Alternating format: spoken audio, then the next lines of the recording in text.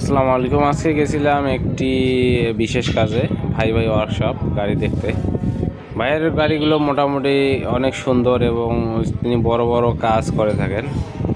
ভাইয়ের প্রতিনিয়ত গাড়ি সেল আছে। ভাই খুবই ব্যস্ত লোক, তারপরেও আমাদেরকে সময় দিয়েছে। ভাইয়ের জন্য মনের অন্তর থেকে আন্তরিক ধন্যবাদ।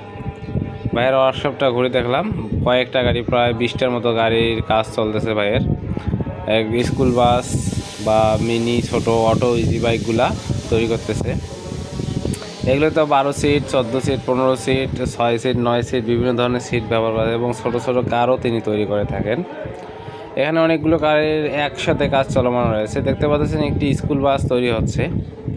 আমরা ঘুরে ঘুরে তার কারখানাগুলো দেখতেছি। তিনি অনেক শক্তিশালী মজবুত ইস্পাতগুলো ব্যবহার করে থাকেন। স্টিয়ারিং এবং চাকার রিমগুলো তিনি নিজে তৈরি করে থাকেন এবং লিথিয়াম ও পানি ব্যাটারি দিয়ে গাড়িগুলো তৈরি করে থাকেন।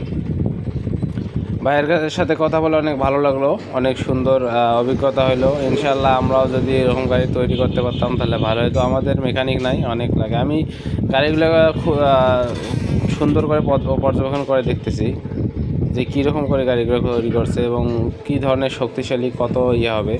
আপনারা যারা সাধারণ অটোগুলো ব্যবহার করেন তাদের তুলনায় এই গাড়িগুলো অনেক শক্তিশালী এবং মজবুত হয়ে থাকে।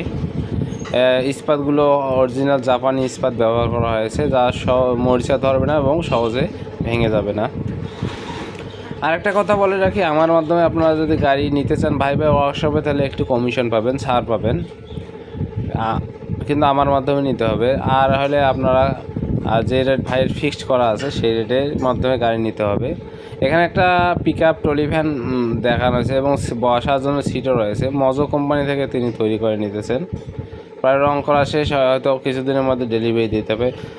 ভাইয়ের একটা গাড়ি তৈরি করতে প্রায় 1 থেকে 1.5 মাস সময় লাগে। ভাইয়ের সাথে কথা বললাম, সব অর্ডারি মাল।